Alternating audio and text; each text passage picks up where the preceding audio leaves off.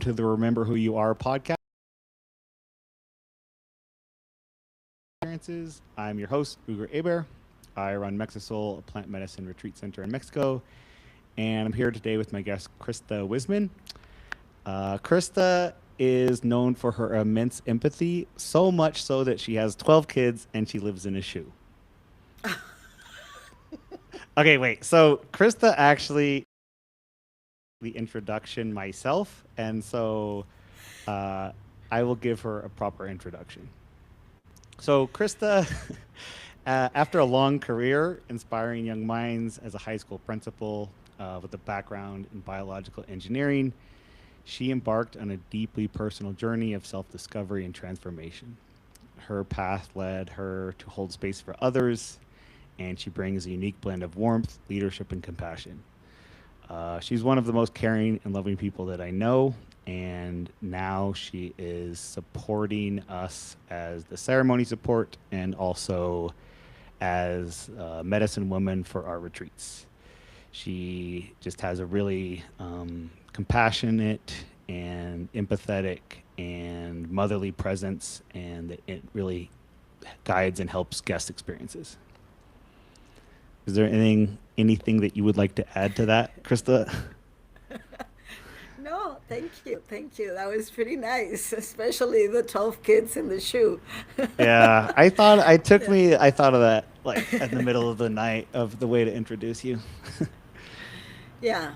Well, I can see myself like that too. So that's good. No, Yeah, thank you. Thank you for that introduction. I think it's nice. Thank you. I of feel honored. course. So the way we kind of operate with this podcast is we speak mainly about a transformative experience, or I think you have a few that you'd like to talk about. But basically, we go through, what life was like before that experience, what led you to have that experience, and then speaking about the experience itself, and then we talk about what shifted or what's different or what you've learned from that. Okay, um, so before I started with all this plant medicine and this beautiful world that I'm in now, so for many years I had what most people would consider a successful life. Like you mentioned, I was a principal in a high school for 20 years, and before that, a teacher. Um, it was a very prestigious from a school from a very prestigious institution in Mexico City. So, I had a stable career, a family, my kids. Everything looks good and perfect on the outside, but inside I was carrying a tremendous amount of stress. Um, Stress mainly because of the responsibility of my job, but also in life, with my kids, with my husband, in general, until one point, and mainly because of my job, I had this like crisis. I had a lot of stress, but this was stronger. It wasn't really like an attack per se, very loud or anything. I just felt bad. I kind of felt dizzy, so I decided to go to the hospital and they checked my blood pressure. And I was there because of several specific situations that were there at the same time. That's what made me feel or come to this point. Were But they when I from got to the stress? from Sorry, were they stress. from stress? It was from work. It was from work. Like we were starting a new year, a school year, and several teachers quit at the same time with the kids in school. Like parents and looking for a new teacher and training a new teacher right when school is starting. Like things that had to do with my job. Um, but of course, I had pressures. My kids, both of them, were in university, or beginning their university studies, so that was a lot of pressure also economically and keeping the job and having everything go work good. So when I went to the hospital, I was diagnosed with high blood pressure, and that really got me mad because I couldn't. I didn't like the idea that I had to take a pill every day for the rest of my life. And I'm not saying that everybody should do this, because it's I know what blood pressure means and all that.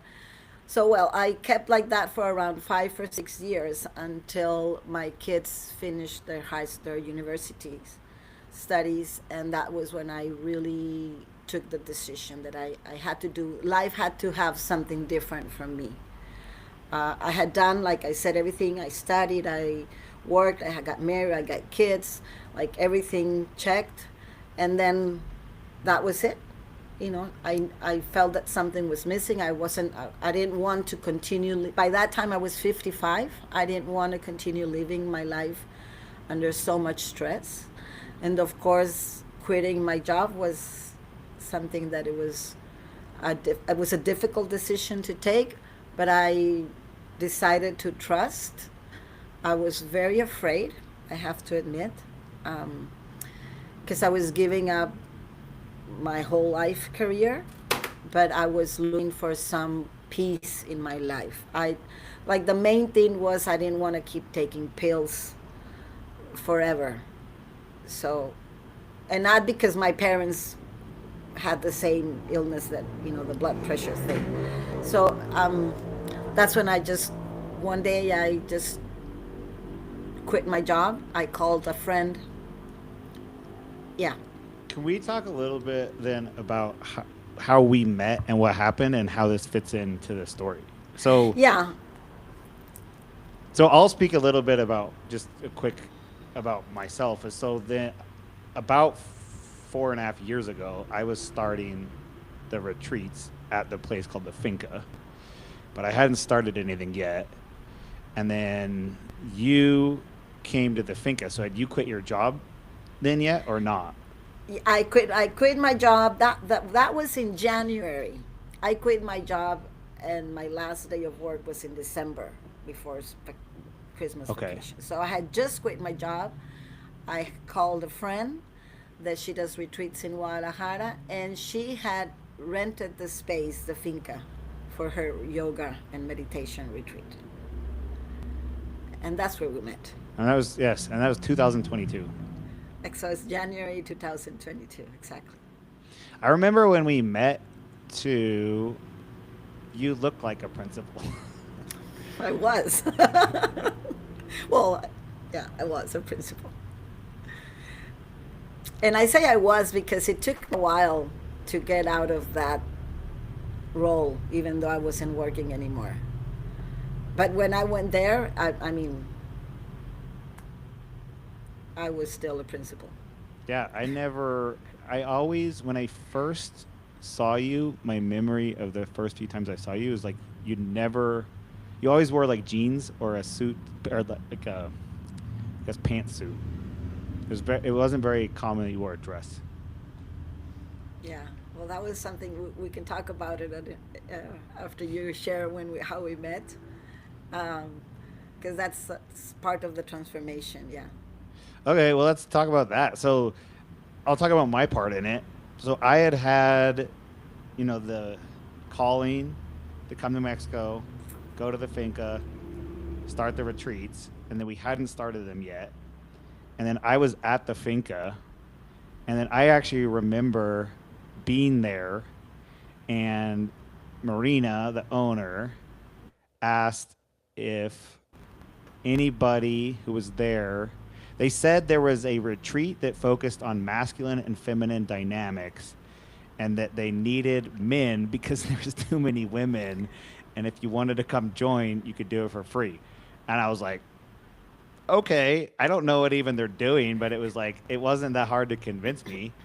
Um, because I mean, honestly, I was she kind of sold it as like, oh, there's a retreat on masculine and feminine dynamics, and there's single girls that need or support in that. So I was like, okay. And then I remember going into that group. Wasn't really what I thought.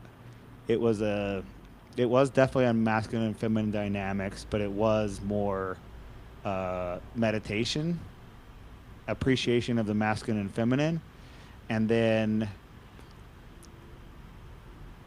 I think they put us together because you're one of the few people that was bilingual, because a lot of people didn't speak Spanish. Yeah, they asked us that, we were going to do group work, and the people that knew English, I invited us to work with you guys, that because it was you with other volunteers that didn't speak any Spanish. Hmm. So I ended up working with all of you guys. And then this is my memory of it, but correct me if um, I'm wrong. So I had had a transformative experience with ayahuasca. I was in the process of starting the retreats. This was in January. The first retreat we ended up having was in March. But in this retreat, there was an activity where, for some reason, I can't remember why, but we had to hold hands. And then when I held your hand, I felt this surge of like energy go through my body that almost, I think it did make me like tear up. And then it was like, she's going to be a part of this somehow. And I think I said, because there was the other two people that I knew. This is the first time I'd met you, and the other two people that I had already knew that were in our group. I'm like, she's gonna do plant medicine. Yeah, that's how it happened. I don't know exactly what the activity was, but we needed to hold hands. We had been doing a lot of sharing, and like you said, like honoring our feminine and masculine side. So yeah, we were in a place where we had been looking inside and the issues with parents and things like that. And yes, exactly, when we held hands, you felt something like what you just said, and you did cried a little bit, and it was beautiful. I mean, I don't know why. I can't explain what happened. Now I know it's the energy. At that moment, I wasn't really aware. Uh, but this is when people ask me how did I come to medicines, to try plant medicines. It's different from most people that I've met.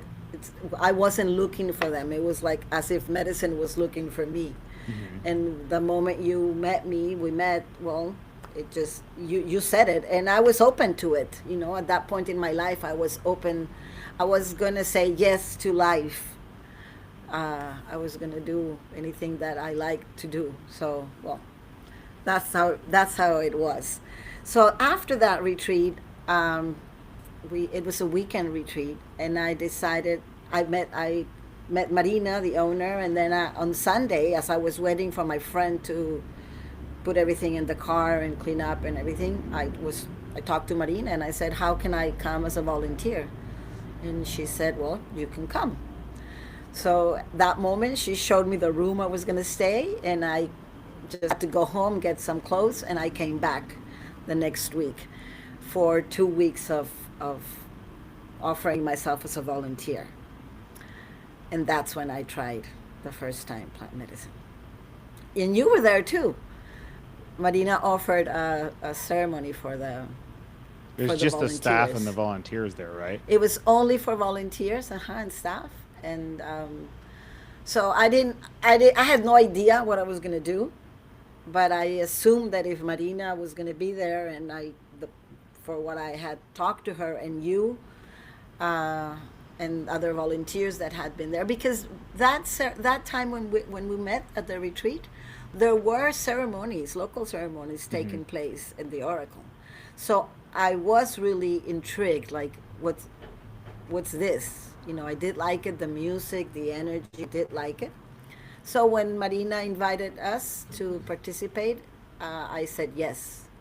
And well, that experience for me was, I didn't have any issue, like, or in my vocabulary I wasn't like I need to heal, I except for my blood pressure thing, Hmm. that, by the way, I ended up not taking more of the pills. I decided to stop taking my pills. This is why I say you don't have to do it without checking with your doctor, but that's what I did.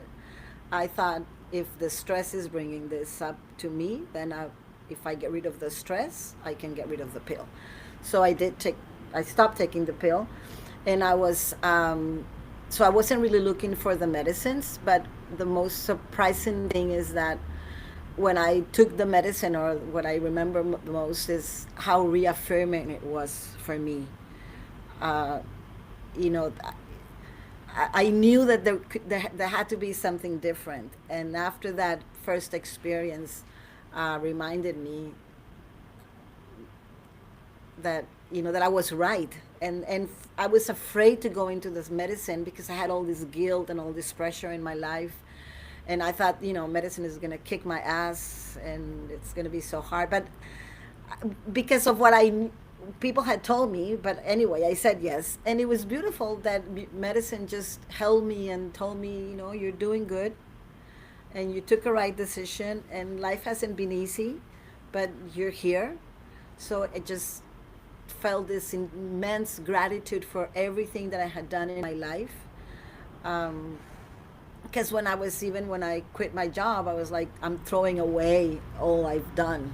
Hmm. You know, that was also that guilt by quitting the job. But in that moment, it was like you needed this, and this is good.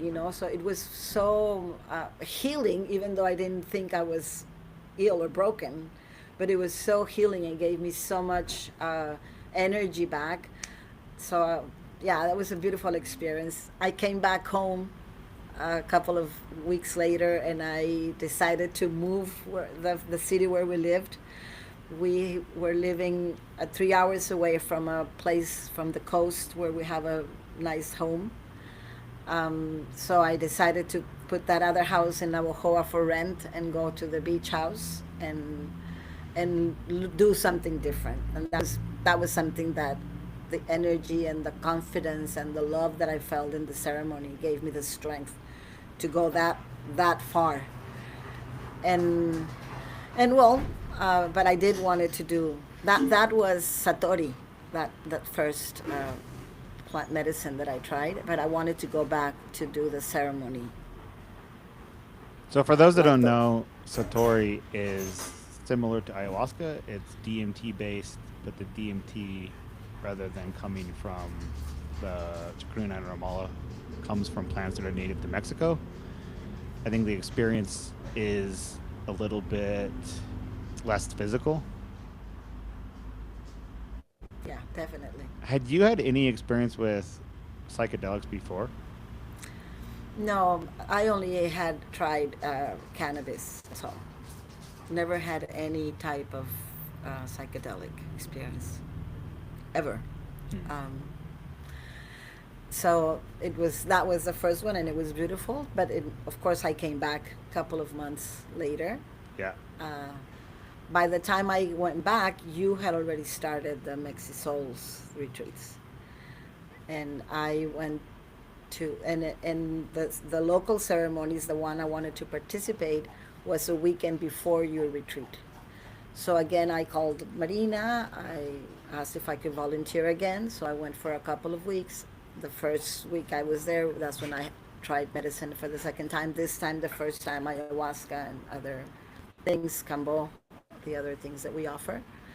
Um, and then I'm not sure why, but you needed help with I think I needed help with the kitchens staff for the retreat. Hmm. So I offered to stay um, and help you out with the kitchen, with the food, and well, I think we did a pretty good job. Um, it was easy for me in the sense that I only had to deal with 5 girls instead of 30 something teachers. So it was good. I got to meet a lot of people. It was beautiful experience for me. And then after that, I think you were asking Marina, encouraging her to hire me. So a Yeah. couple of months afterwards, I became the manager of the finca. Yeah. I remember that because back then, I mean, this is 4 years ago, and it feels like it could be a different lifetime. But Yeah. back then, the finca was very, very, very, very different than it is now. There was, Oh yeah. let's just say, there wasn't a lot of structure. And actually, that's how when Marina mentioned when she asked offered me the job, she said I need to put some structure here, but not too strict, not like the institution that I was running before. It was like more organic way. So that was another challenge for me, and it was interesting to let go of the pattern of my structure as a principal, but the opportunity to continue to work and observe my patterns and observe my reactions and realize that many of the conflicts that I had back in my other school, it was also because of my way of being. I wanted everything perfect. I wanted, I wasn't that flexible. Hmm. I wanted, so all that work as a manager in the finca, as I was continuing to do plant medicine, were really what started to make an important change in me. Like I started to observe myself more, how I respond, how I, you know, respond to circumstances in life, um, and that was also part of a beautiful transformation in my life. Uh, and at that moment, I wasn't even living in my home because I went to live to the finca. So I ended up moving to the finca for a couple of years too. Something that I can't remember that's just part of the story is I can't remember if I was directing the finca and wanted Marina to hire you to help support, or if it was before. It was before you were working with Marina, but with the retreats. And I remember I accepted the offer for 2 months to see how it would go, Right, two if I months. liked it, or if you guys liked the way I worked. And then, so that was, I think, November, December. And then in January, when I came back, that's when you started directing the finca. Well, So and that then was you January started, 23rd. and then you started to get more and more and more and more experience with just medicine and being in ceremonies and supporting people. The thing is that I liked so much the environment, the ceremony, the flow of the ceremony. Um, so I had to be there as part of my job. I had to be there, making sure that the OSHA was clean, that all the mattresses, everything was the setup, the setting was good. And then I would stay there. I would stay there and help the servers, and I would stay first for a little while, and every time I'd stay longer time because I like it so much. And I started to see how even some things that I would tell people, or the way I would touch them, or the way I would help support them during their experiences, it was huge on them. Like it meant a lot for them, and for me it was very hard to believe first that I could be a medicine woman, for example. Like people would say, "You're a healer," and seeing you there, and when you the words that you shared, and it was like, how can I make this impact on people? I really didn't have that much self-confidence in me, but it was, how people continue to say all these things, and me feeling so good in those moments in ceremony, with medicine and without, because when I'm serving, I'm not necessarily taking medicine. I'm there supporting people, but the connection between the medicine, the people, the music, and everything, as I started to learn more about it, it became deeper in me. When um, you definitely had a natural ability to support and hold space for people. well, I am a Cancer, so that talks a lot about the nurturing energy. Uh, yes, and that's something that I've always had. And with me being a teacher, it was also something that I could, from the parent side, they felt safe leaving the kids with us in school under my supervision. But also for the students, they could come and open up, and I was working with teenagers, so it's a challenging time of life, when they're becoming adults. So yeah, that energy has been useful for me in many things, but this was totally new. I mean, I didn't know I could do something like this. I didn't know I could ever experience something like this, being in the ceremonies, helping people when they're under their catharsis, laughing, crying, dancing with them, just feeling all one together. It's just such a beautiful and transformative experience. Well, let's talk about your first ayahuasca. Let's jump a little bit back and talk about your first ayahuasca experience. Okay, so my first ayahuasca was, this is when I came back in August. Um, and it was also, that wasn't as joyful as the first time I did medicine, the first time I took Satori, but it was still very beautiful and very loving. But there was moments that they were challenging. Like it took me to moments, to emotions in my childhood, specifically, that were very painful. And then she showed me some things that I still don't understand 100%, but it's in general, I can say that every experience I've had with ayahuasca, with Bufo, with Satori, even though I do have some work to do that it can feel challenging, it's always full of love and care. Um, at the end, I always feel in such a beautiful space of presence, of, just being there with the divine. I cannot explain, and this has nothing to do with any religion. But some part of me was also always searching for a spiritual, like a which is the right God. Who should I pray? I was born in a Catholic family, not too Catholic, not too traditional, but I went to school, Catholic schools, and then I became a Christian when I was in college, and the first years of marriage, and I was all my life I looked for, you know, who was the right God? What is the name? How do I really pray to Him? And so for the years before all this happened, I kind of stepped back from any religion, just continue with like my own communication with God, and that was something that hit me so beautiful to be there sitting in this ceremony where there's no church, everybody going through their process, music playing and singing different type of music, and I'm sitting there like having this presence with divinity without any tag or any name. That was just broke all the patterns, and I was able to understand that I am part of God and God is part of me.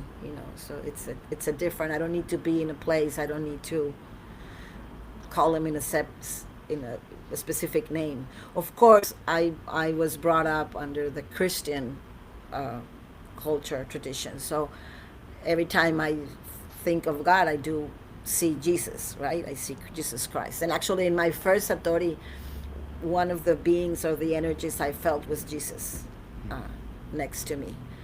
So yeah, it has brought me much closer, or my relationship with God. It was like, yes, that's the God I used to pray when I was a little girl. That's the guy. That's the energy I felt. And then it didn't make sense as I grew up. So that was also a beautiful experience. I wasn't looking for a different job, a different life. I mean, a specific thing. Like I didn't want to get divorced and find another partner. I just knew life had something different for me, and this part, the spiritual part, just filled a space that just makes me trust more the universe. And I think my most important transformation is trusting, the ability that I have to trust. And I know that it took a lot of trust to quit my job. So it doesn't mean that I didn't trust before. I've seen God's hand in my life in many times, saving us, or I've always had a good life.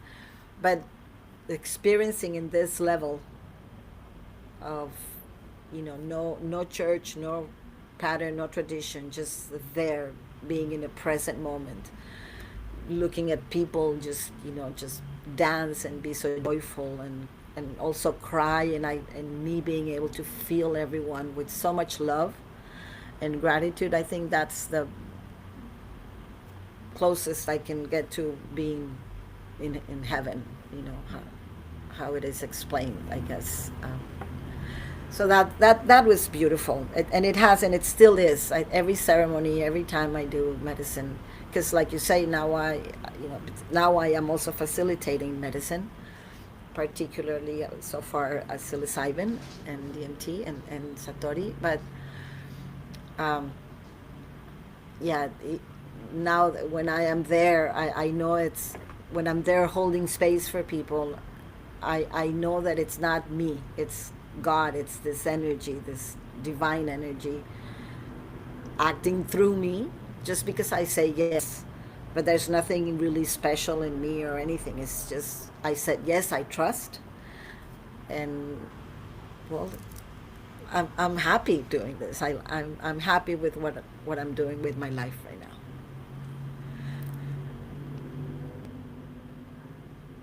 It is pretty fascinating what happens when we allow things. Yeah. So, which is more challenging to deal with, teenagers or people under medicine? No, I think no, like teenagers definitely, definitely, yeah, yeah. People under medicine, it's a process, and it's only for a couple of hours. And like I said, there's this beautiful, loving connection, and I see myself when people are working, and even if they're having like catharsis, because we have people that run, walk a lot, and we have to be following them, which requires more energy from us. But just knowing that they're in their process makes it okay. And right now that you mention it, that was maybe the reason why I really enjoy working with teenagers too. The fact that I knew that they were in process. Hmm. So everything they did, it's not like, I mean, they're not done. They're learning, and those things we do as teenagers, like the things that they used to do, and the problems that we have, disciplinary issues when I was in school. But yeah, I think this is mm, one of another reason, I guess, that I wanted to quit my job is that I felt that people, and that was probably my ego. I didn't know it back then, but I felt that people weren't, what I recognizing all the work that I was doing with their kids, and still had so many issues with, especially some parents, the parents from high school, because there were two schools.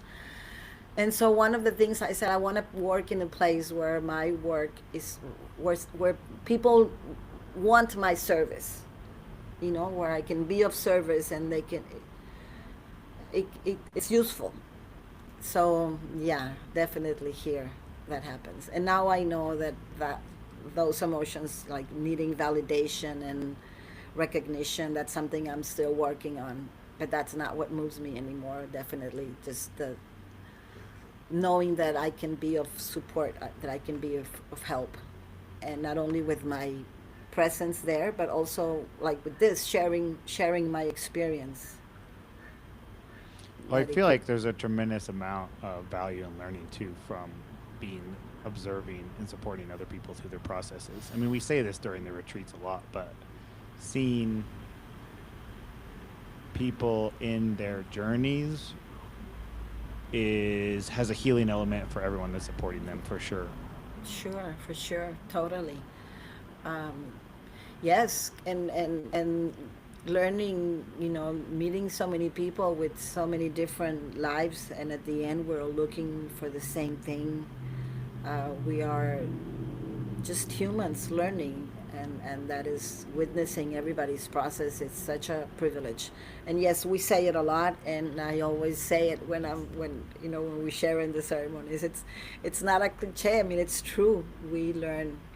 Definitely being in service, at service in ceremonies, is probably where I learn more, where I'm able to transform patterns and ideas and change attitudes that I see in me, that I mirror myself when I'm in ceremony with somebody else. Well, let's continue the transformation part of the story. So I think you wanted to talk about. About my trip to Peru, to the Okay. Amazons, because well, after all this happened, I had This the is the one that we opportunity went to. on together. Yes, Okay. and I don't remember. It was 2 years ago. Yeah. I remember it was in Time. January because at my birthday Oh, it was during my uh, birthday. yeah, I So it had to remember. have been. Well, that was a retreat that it was, I think, for a week or 10 days in the Amazon, and it was a silence retreat, and we dieted also with master plants. So that retreat, I was called, or I chose Bovinsana, which is a master plant. I don't know if I chose her or she chose me, but that's the plant I dieted with. By then, as I shared, I had already changed my life. I had, I was happier. I felt freer. I had left my old career, and now I'm managing this holistic center and working for Mexisol. But I still noticed some patterns in me. Like I knew the information, I had learned about the chakras, about the energy, you know, many new beautiful things, but I could still feel like this patterns in me. So one of my main, or if not the main intention when I went to Peru was to gain a different understanding. Like I felt like, what does it help me to know so many things if I'm still responding the same way and being all stressed out if the ceremony is starting, if the food, if, like the same Mhm. patterns when I'm learning that life can be different. So that was like the main idea, or my main intention. So Peru wasn't about learning more for me. It was more about letting go of those patterns, of that old pain, or those voices in my mind, telling me that it's not enough, that I'm not good, that you have to do better, like all these insecurities. So it was a lot of work. It was We had two ayahuasca ceremonies. The first one was at the beginning of the week. So we dieted with the master plan. That one we had to take every day. In my case, it was 3 times a day, half an hour before each meal. I had to take half a glass of the plant.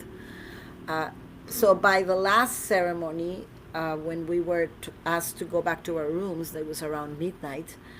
Well, we had danced and everything was good, so I thought it was done. And I felt really good. I didn't, at that point, I really didn't feel that I had worked that much, but the experience, the resting, the being in silence, that was good enough for me. My previous ceremony had been very nice, very loving as usual, nothing different, nothing stronger.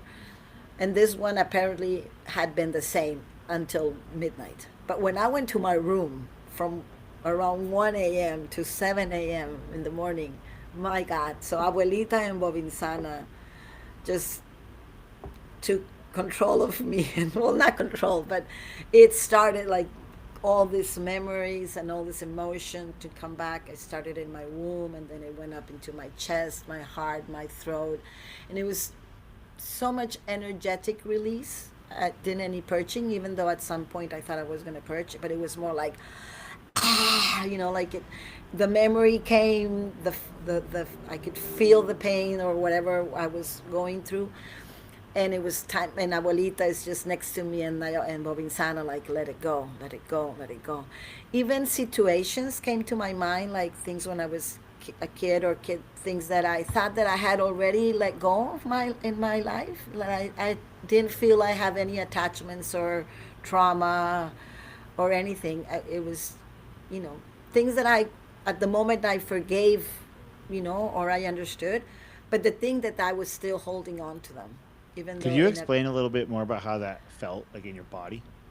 Well, the hardest part was when we reached this part of my head, over here, like in the back of my head, because there were situations that, like, I couldn't see. Like before other pains was, I remember once my dad, we had it was a very traumatic episode in my childhood that I couldn't understand a math equation, and my dad ended up slapping me, and nose coming out of my blood coming out of my nose, and it was like very dramatic.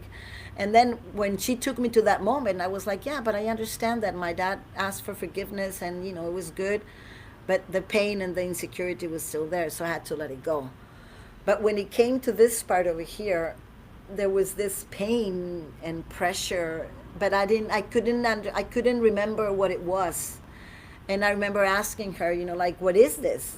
How can I let it go if I can't see it? If I don't know what's going on.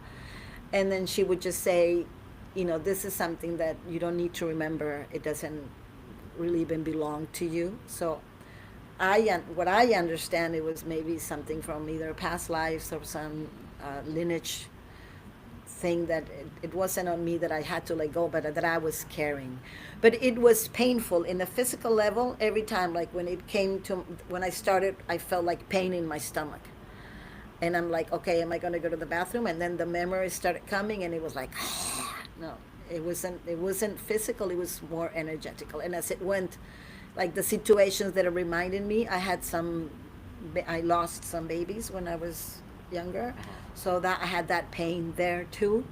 Even though I had worked with that, I named my three babies in past activities and before this event. But there it was like, see them, recognize them, and let them go.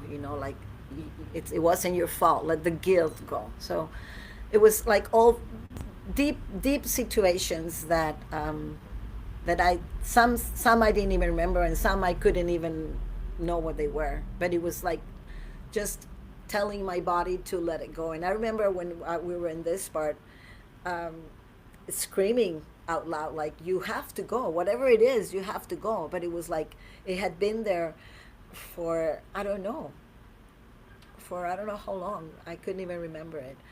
And yeah, after that, I um, that was a beautiful night. Well, it ended up at 7 a.m. That was that morning we closed the diet. And I felt so light. Even though I hadn't slept all night, I just felt so happy and so light.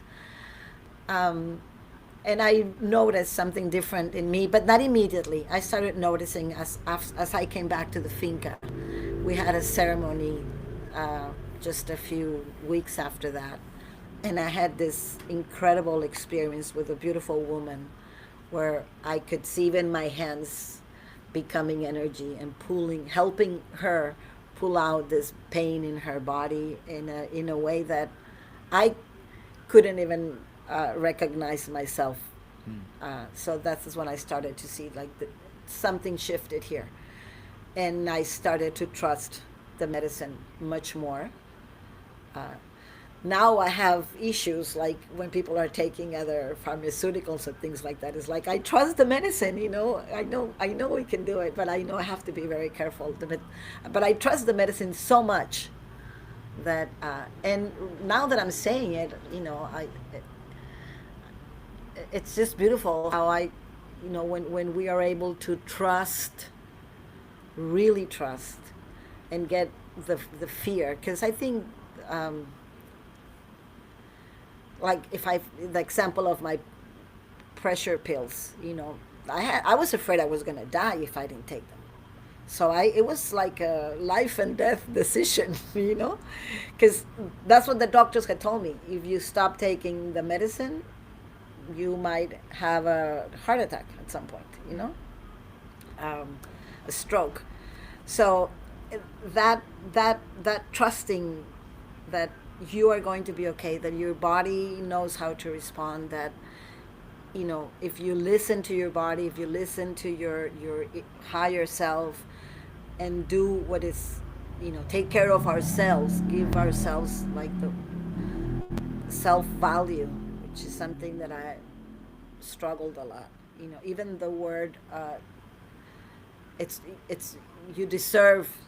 When people would say, "Oh, take it, you deserve it." For me, it was like, no, you don't deserve things. You have to work to earn things. Yeah.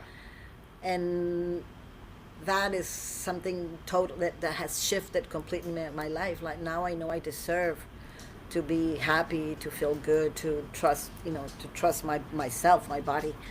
So that's when I started to really have felt that there was a transformation in my understanding, because that's what I wanted, like to be able to understand things in a different way. So when a situation comes, I don't react. I can respond. Like I can see it, observe it, analyze it, and don't feel attacked, because that's something that, like, if something happens, I feel either I was attacked, or they're blaming me, or I did it wrong. It's my fault. I'm not good enough. Like those are some emotions that come. And you know, it's not that I don't have those thoughts anymore. The difference now is that I identify them, Awareness. and I'm aware. Exactly, I'm aware, and then I can say, no. And even if sometimes I do react instead of responding, because I'm human, and I'm learning that too, to accept that in me too. um, I okay, I even though I didn't do what I think or I thought I should have done, good, I still am able to recognize it, to see it, and say, okay, it's okay. Next time be more aware and treat myself with kindness, which is something that I genuinely, with from my heart, I tell people in the retreats, like, trust your inner wisdom. Trust your inner wisdom, because when you, from my experience, every time I've trusted and I say yes and I do it, it comes out good. You know, treat yourself with kindness, because I was usually very hard on myself. So that's also one of the phrases that I love, and I continuously say that. Um, so yeah, and no rush. I wanted, when I quit my job, I wanted things to change immediately. So this is why I quit my job. Right now, I don't regret quitting my job at all, but I understand that maybe if I had this peace in my mind, and that if I was in this space, I would be able to work in that same position, in that same institution, without being so stressed. You know, Right. it's not that I regret. I don't want to go back there, but I know that maybe if I had known then what I know now, I wouldn't have to retired. I mean, to quit. So I mean, I don't miss it at all, but yeah, it's a something I understand now. Well, we're kind of already talking about it, but I think the third part is to discuss what has transformed, which we're kind of already going into that naturally. Uh, but what are some specific things that has transformed besides your entire wardrobe? Okay, well, yeah. One of the things, and that I started, this is when we went to this retreat where I met you, where it was more about recognizing the feminine and the masculine side of you. That I started to realize that I had blocked my feminine side Hmm. completely. So I grew up in a Mexican family, and I know that the machismo, it's not only for Mexico, but I did grow up with an older father. So for him, all he wanted me was to learn how to cook and be a good wife, you Yeah. know. So, and the women and the girls that I was involved with, that I met when I was in my younger years and my teenage years in school, for me, women were like so vain, you know. Um, so instead of doing something for women, I kind of got mad at women, and women were like kind of useless. You can only a housewife. Now I know that being a housewife is a big deal, but um, so I this is why I even studied an engineer career. When I was in school, there weren't that many women studying the No. career I was studying, because there was more like a men's career, engineering, biochemist engineer. Um, So like, and then my I would any makeup. I hardly wore like maybe small earrings. Like all that had to do with femininity was like not in that sense, because I was very nurturing and like I was always taking care of my siblings. And as we grew up, if we had family reunions, all the little kids, the nephews, I would always be there, playing with the kids. But yeah, my feminine side was totally uh, blocked. So as I started to discover the woman in me and learning about that and forgiving me, and also forgiving the masculine side of me for taking control, or if that makes sense, I don't know. But yeah, the feminine part of me started to come out. So I started wearing dresses. I still don't use a lot of makeup, but I try to make myself, help myself look a little bit better. Be I have now beautiful women friends. I didn't have many girlfriends. Most of my life, I had better communication and worked better with men. And now I can say that I work with beautiful women beside me in the retreats, in the ceremonies. And actually, it's been through women and abuelita, that feminine energy, that I've found myself again, and I reconciliated with myself. Is that the right word? Reconciled.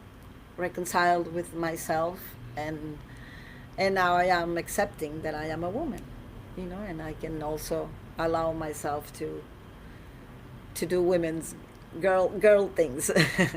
Hmm. Well, you're definitely the person that's responsible for getting everyone to dance. Oh yeah, yeah.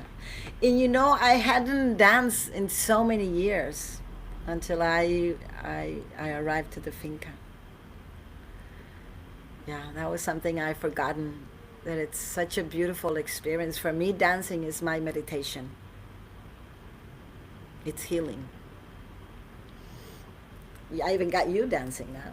Well, I know the last messages I've got is surrendering to the feminine, which I don't completely know what that means. And then yeah, I never danced my entire life until about a year ago.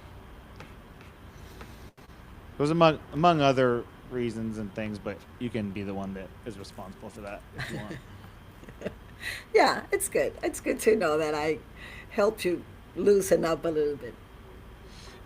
I'd say too, related to the job you had, it feels to me like one of the biggest things that was stressful or difficult or challenging was the fact that you weren't really able to express yourself or be yourself.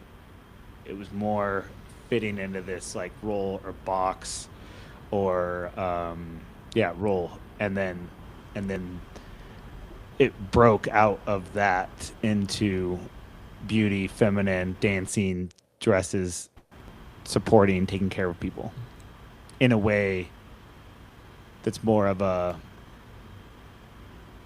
supporting rather than an obligation, as far as comparatively to teaching. Yeah, totally. Yeah, and it's hard to when we're like stuck in that system, that we need to do things the right way. It's hard to express. It's and yeah, having this freedom of you know being able to express what I feel, and it's also part of my process, because I now I know that I had my throat chakra blocked also. And well, I think it's been one of the people that can see that change in me. you know how I think I've a lot of, for example, people pleasing. Like now I can say no. I'm not going to do this. I don't like I can now I feel the emotion, and I can respond to that emotion before pleasing, before doing what it's supposed to be the right thing. Of course, I'm not going to hurt anybody or do anything that's harmful for me or anybody else. But yes, I learning to put boundaries and respect myself a little bit every day. Is there anything else you want to share as far as the things you've learned over these past 4 years? Um, well, I think something that I want to say is because, and I say this because sometimes we tend to romanticize the awakening and all this. Hmm. And I want to say that now life didn't become easier for me. Yeah. Life is still happening. Okay, all the changes and all the effort and all the processes that I've put myself through, that has not made life easier. I just simply, like I said, learn how to trust it more. Trust that life happens. And I think you mentioned it once in a retreat, and I like that. Mention it. It's happening for me. You Rather know, than to you. rather than to me. So learn to trust myself within life itself. It's I think that would be something I would like to say, because like I say, we tend to romanticize and think that things are going to be easier, and then it's like, this is no easier. Well, no, because we need to be awake, we need to be aware, we need to be present, and trust. And well, I guess the greatest gift in me, it wasn't really the healing. It was more the fact that I remembered that I wasn't broken in the first Hmm. place, and letting go of all I did. It was useless. No, it was like I wasn't broken. Everything I learned since I was born until the day I decided to quit my job was something I needed to go through so that I can be doing what I'm doing right now, which I love, the way I'm doing it right now. Because I know, like we mentioned earlier, like it comes kind of natural that I am, and it's not, it's true. I'm Cancer, and that's the energy, the nurturing mother Cancer. But of course, that gave me many tools and a lot of experience and expertise towards how to be in a ceremony now. You know, prepared me for that, even though at that point I had no idea. But so yeah, that would be trust, trusting myself, and realizing that I'm not, that I was good, that I'm good, that I'm not broken. Thank you for sharing that. I do think also important to mention that as something that, more, I guess the word's equanimity, where everything else continues to happen around you. It's how you respond to it.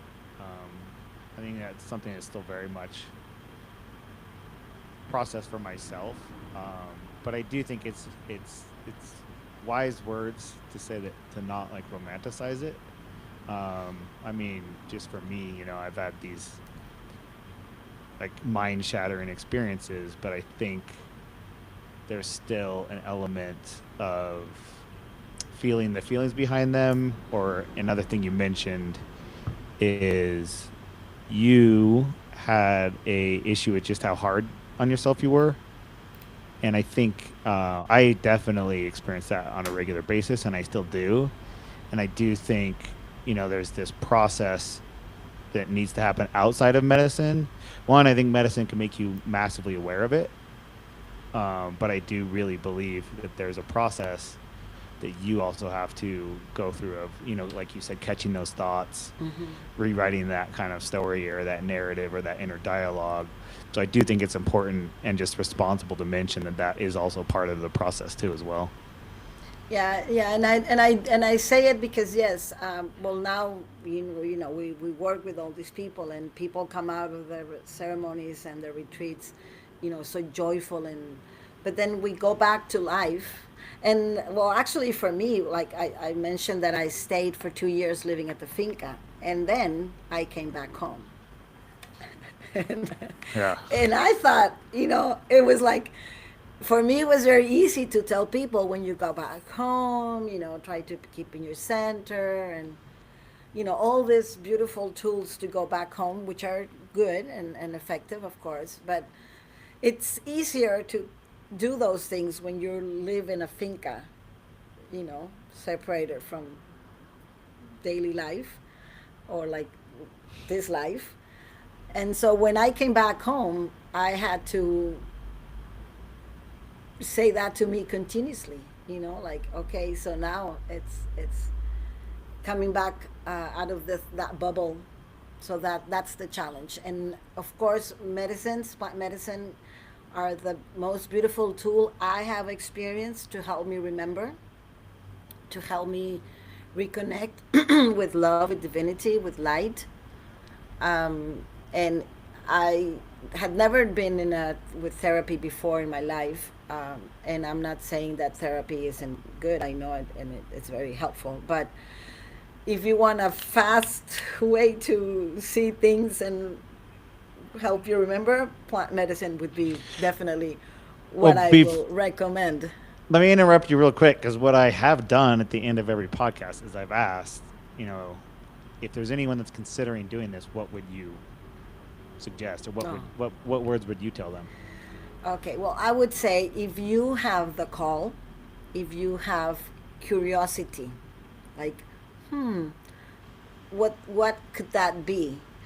Just having the thought of it and the curiosity, I would say go for it.